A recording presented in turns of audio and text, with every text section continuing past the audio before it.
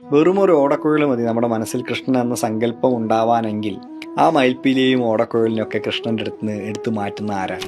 എനിക്കിത് മുമ്പേ ഒരു അനുഭവം ഉണ്ട്. ഒരു വീട്ടിൽ പോയപ്പോൾ അവിടെയുള്ള ശ്രീകൃഷ്ണൻ്റെ ഓടക്കുഴൽ കാണാനില്ല. ഞാൻ കരുതി കുട്ടികളാരും എടുത്തുകൊണ്ടായതായിരിക്കും. ഞാൻ ചോദിച്ചു, കൃഷ്ണൻ്റെ ഓടക്കുഴൽ അവിടെ? അപ്പം അവിടെയുള്ള ആൾ പറയാണ്, ഒരു ഗുരു പറഞ്ഞത്രേ, കൃഷ്ണൻ ഓടക്കുഴൽ വെച്ച് കഴിഞ്ഞാൽ കൃഷ്ണൻ വീട്ടിലുള്ള ഐശ്വര്യമൊക്കെ ഓടക്കുഴലിലൂടെ ഊതി കളയും അത്രേ.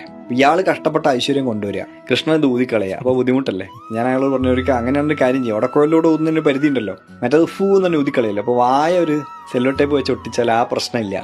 അയാൾ ഒട്ടിച്ചോന്ന് എനിക്ക് അറിഞ്ഞൂടാ. കൃഷ്ണൻ എന്ന് പറയുന്ന മാത്രയിൽ വെറും ഒരു മയിൽപ്പീലി മതി, വെറും ഒരു ഓടക്കുഴൽ മതി നമ്മുടെ മനസ്സിൽ കൃഷ്ണൻ എന്ന സങ്കല്പം ഉണ്ടാവാനെങ്കിൽ ആ മയിൽപ്പീലിയെയും ഓടക്കുഴലിനെയൊക്കെ കൃഷ്ണൻ്റെ എടുത്ത് മാറ്റുന്ന ആരാണെന്ന ചോദ്യത്തിന് ഉത്തരം വേറെ ആരുമല്ല, ഇപ്പറഞ്ഞ ഗുരുക്കന്മാർ തന്നെയാണ്.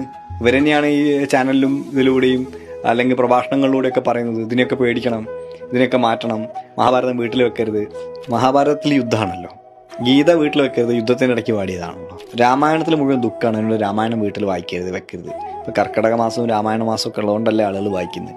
അപ്പോൾ ഇത്തരത്തിൽ ഇതൊന്നും വായിക്കാൻ പാടില്ല. ലളിതാ സഹസ്രനാമം വായിക്കരുത്, വശന്യാദി വാഗ്ദേവതകൾ വീട്ടിൽ വന്ന് ആളെ തട്ടിക്കളയും, അങ്ങനെ വീതി വിറ്റ് ജീവിക്കുക. അതൊക്കെ ആർക്ക് വേണ്ടി എടുക്കുന്ന പണിയാണെന്ന് ചോദിച്ചാൽ എനിക്ക് അറിഞ്ഞൂടാ. അതൊക്കെ സമൂഹത്തിന് എത്രത്തോളം ദോഷമാണ് ചെയ്യുന്നത് എന്ന് ചോദിച്ചാൽ അറിഞ്ഞൂടാ. ഇതെല്ലാവരും ഉപയോഗിക്കാനും ഒക്കെ പഠിക്കുകയാണ് വേണ്ടത്.